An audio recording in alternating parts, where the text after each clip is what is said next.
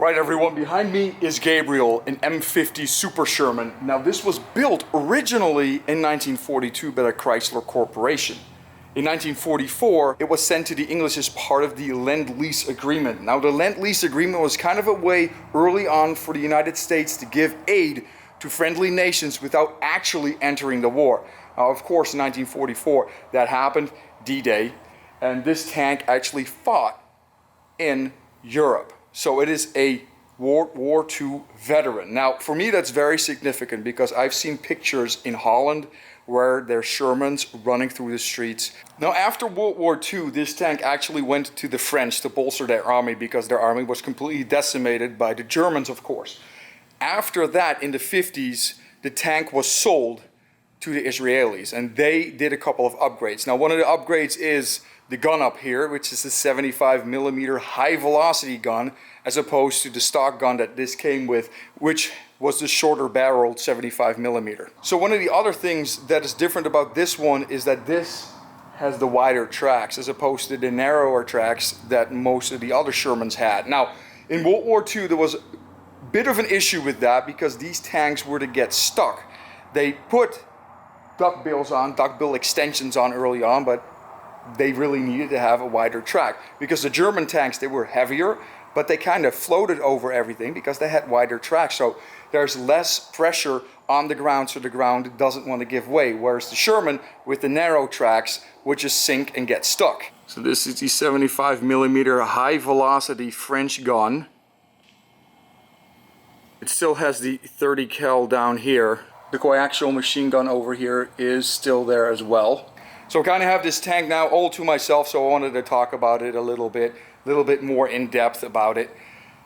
I actually got into it and then later on also got a ride, so that footage right now is coming up. We've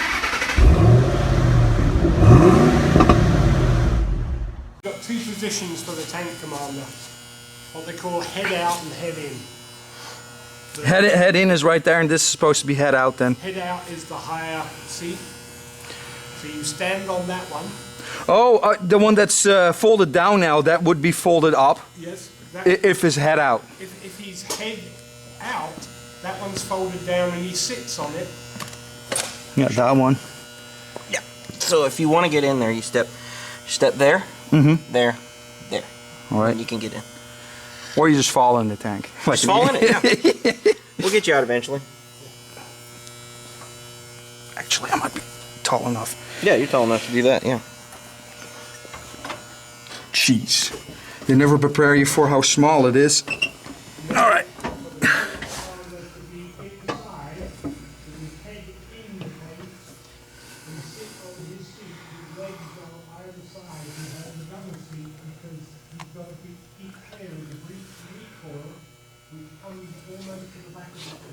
So when that gun fires, Yeah, the mantle goes all the way back. Okay, so I did notice something that is missing on this one, because there used to be a surround around it to make sure that people don't get there. This is a movie prop gun. Yeah.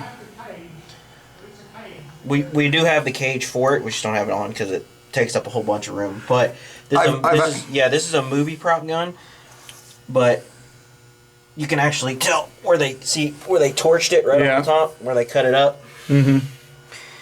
So that gun mantle would actually probably come back here, and then when it's fired, it goes almost all the way back. Yeah, I did read somewhere that even gun crews in World War II would actually get rid of it so they have more room to move in here. But just, not be stupid enough to be back here when the gun fires, because then you're going to have a bad time. And that's the radio. Yeah. 75 long 75 rounds right there. Oh, that's cool. See how big they are. See if we can get back there. Jeez. Try to move around in this thing. Impossible. So you're in the loader's position. Yep. Wow. So he's got rounds to your left. He'll have 3 right by your right foot. And there's some under the floor as well. Right under here? Yeah, under those plates. Yeah. Yeah, they're not in there now. Yeah, they're not in there now, but they'll have storage underneath there. Wow. All these are your radios. Yeah, and here you go. You got your coaxial. But I think that's fired electronically, at least it would be. Yeah, there you go. Yep. Coaxial gun right there. And then see the foot pedal on the floor is to fire the gun. The trigger. Well, if it was a working gun. Yeah, but it isn't. No, obviously. Wow. These, of course, not as heavy as the original ones. Can you get them? Can you get them out of there? Or not touch them? Julian, can you? You can pull those rounds out, can't you? The 75 shells that are in the mounts on the left side. Yeah, yeah. You can pick them up. The front, yeah, that one. This one? Yeah. Just imagine. Just So you know, this is not even like. This is not full. It's not full of gunpowder. Exactly. So this is not even as heavy as it was, and then you had to like. Yeah, you had to figure out how you're gonna hold that and slide it into the breech. Yeah, and then you have to push it in there, and imagine having to do that on a freaking fire, man. Wow. Yeah, and gun crews firing 5 rounds a minute or something. Yeah, and then the noise of the tank. Noise of the tank. General panic. Wow. Of course, tankers were not as tall as you. They were my height. Yeah, I'm 2 inches. I actually got more room here than I thought I was gonna have. It's pretty insane to think about that. Generally, tankers were like 5'6" and under. Yeah. Wow. But this is not even the hardest part to get in, because that's right down there, the driver's seat, and the driver's seat is not easy to get into by any means. So if you, there's a lever right under here for that hatch. Pull that. Is it this one? Yeah. So that's the loader's hatch.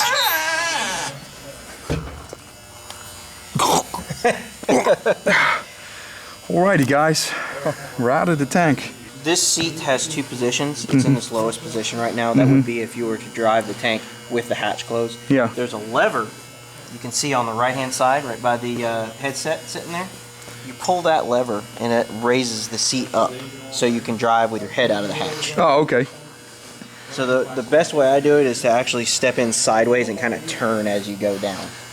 It's the only way, and then... Yeah, you can't, because you have to, like, hold yourself, too. There's no good way to do it. No. Empty your pockets. Like a car. I don't want to lose this in the tank. Otherwise, the mount will be there forever. Okay, so you say you go in sideways? That's usually what I do, yeah. Like sideways, like from this side? No, point it the other way. There you go, like that. The other way, once your feet are in, and then you can rotate towards the front. Yep. Okay, so you're gonna have to do. Yeah. It's because of the shape of the. Oh my God, man! I'm gonna freaking fall into this thing. You can't just hold on. You can hold on to that. Yeah, that ain't going anywhere. Oh Jesus. Okay, I got. It only hurt once. Yeah, I know. Right. Oh my God, man. So then you got to kind of go. There you go. Rotate towards the front. I should get go in further, I guess, and then get an arm in. There you go. Yeah, Call of Duty. This ain't, man. So what you're looking at, okay? In front of you is your 2 steering brake levers. Okay. There's your accelerator on your right hand side. Give me 1 second. I'm getting cramp right now. Yeah, no, definitely cramping up. So how do you up the seat? Okay, there on the right hand side, underneath there's a lever. This one? Yep. So you pull it and stand up at the same time.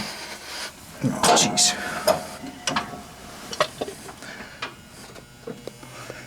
And you'll hear it click. I think it clicked. There you go. You should be pulling the seat up until your shoulders ram into the. Yeah, he's Oh, there. okay. He's. I'm not quite there yet. That's not clicking. lock. No, it's not click. Oh crap! Now it's not. Oh, here we go. Yeah. I think I might be too tall. It's tall enough. Oh, not tall enough. Well, I could see here, and then I could still control the tank, so I guess it's all right. So, you know, clutch, accelerator. Yeah, clutch right here, right? If you want to come to a stop, you actually pull both of the brake levers back, as you know, as opposed to a brake pedal. Because this is essentially 2 steering brakes. yeah. So you brake this one to turn right. Right, and then that Yep. one to turn left. So on your right-hand side, you see 5-speed unsynchronized box. This. Yep. First and reverse are gated, so you actually have to push the button down on the top to get them in first and reverse. Wow. Over here is all your controls, or excuse me, gauges. Right down there is your fuel pump where it says on and off. Yep. Your start button's right there. Right here you have main power for your chassis, main power for the turret. You can start it by just turning the main power for the chassis on. Lights. Obviously all your gauges. Yep. Panel lights. Yep, back there behind your right or your left-hand soldier is all your batteries, so they're a pain in the butt to change. Yeah, you have to get in it first. And then on your right-hand side, there's your assistant driver's position. Yeah, right here. Yep. And that's. Oh, let me see if I can get in there without the tank biting me. Yeah, it's probably too dark to see, but it's the coaxial machine gun right there. Actually, the coaxial is up there. This is the assistant driver's machine gun. Wow. You're freaking stuck in here, aren't you? So the easiest way to get out is to actually lower the seat back down. That way you can kind of stand up straight. Okay. Well, I can just lower the seat while I'm sitting on it, I bet. Yeah, so you just kind of take your weight off and then let it down. Yep. Yep. And then you kind of do the exact opposite. You kind of turn, stand up and turn at the same time. I'm going to be stuck. All right. See, you're getting the hang of it. There you go. No, Now watch your back on that hatch. Yeah. You're good so far. Hanging up on everything. There you go. Lose some weight and gain some agility. You probably can get that down to 5 seconds flat. Oof. That's the stuff they don't show you in the movies.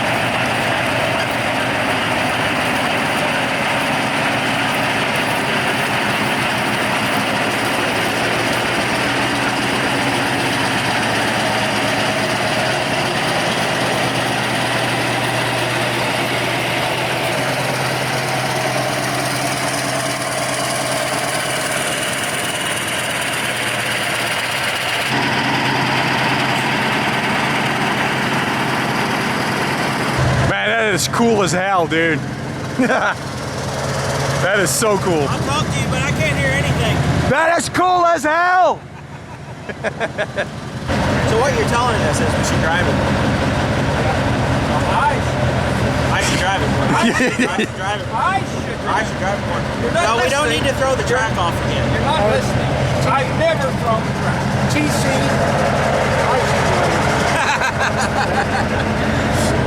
Cody, buddy, Well, we get a nice buddy, day like today. buddy, Cody.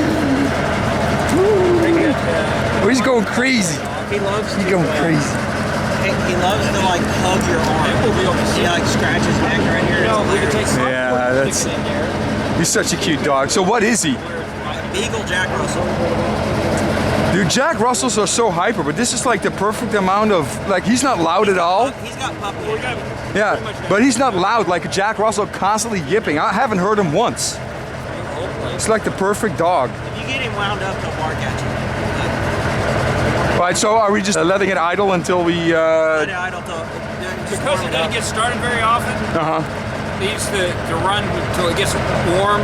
And not only does it charge the batteries, even though we have a trickle charger on it. If you don't run them, that's the worst thing you can do. Otherwise, everything dries up. Everything dries up. Same for any car, really. All the old school Same thing cars. with a car. Yeah. You don't want it to sit for months and months without So we running. want to try and get the engine temperature up to at least thermostat levels. So it flows water through the radiator system. Except for the fuel system on this one, which nobody changed the filter on. This one really runs well. That doesn't miss at all. Are we gonna drive this around once? It wouldn't hurt. We'll drive it around once, and then we'll warm it up and let it sit and see where it leads. During lunch, and then after lunch, look at that and maybe get the Bulldog out as well.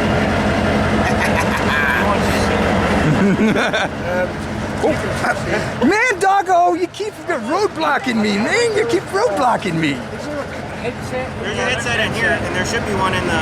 Okay, you can see if remember we've turned the turret since we last used the comms. So just check the two plugs on the back wall and make sure it's good. Turn the turret power on. They're going to go for a drive. Andy's, we always Tank Commander TC. We have different people who are qualified to drive or TC or load if we're using the gun. Most of the time our tank commander is a guy called Jack Schultz, ex-Chicago police detective. He's also our safety officer for the operation of the tank. He checks, we'll drive, we'll go and do things. Before a show, he gets in the tank and checks all the systems.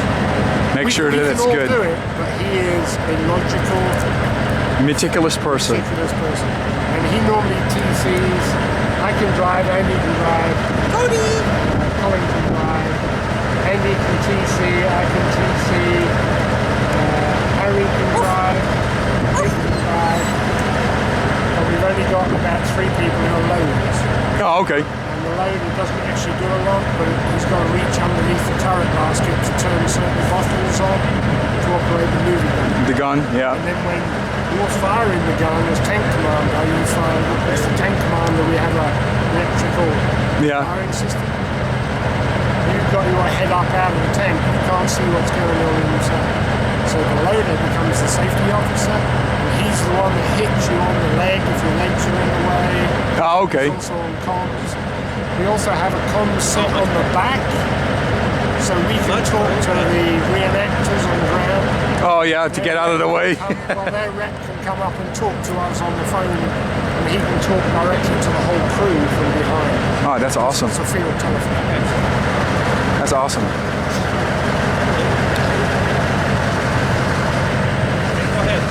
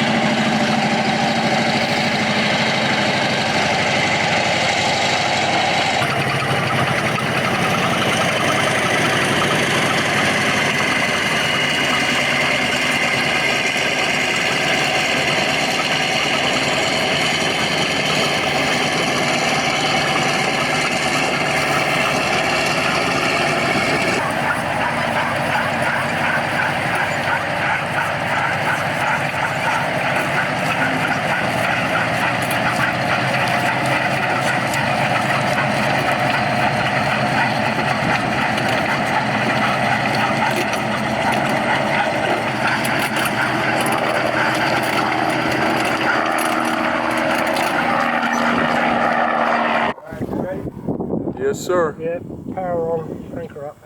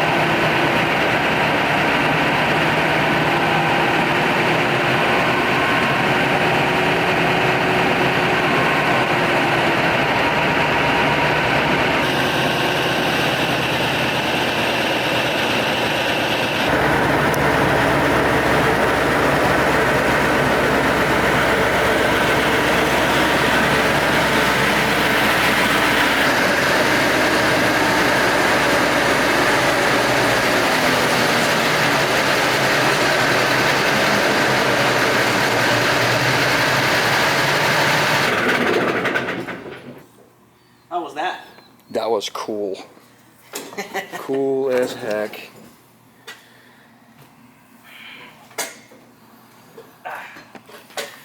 Got it in there pretty straight. Yeah. I was thinking as we were backing up, if we put it right next to the scout car, I wouldn't be able to get to the doors. But that's why I moved you over, just a fraction. So we're offset from the roller on the scout car. You can still close the door easily.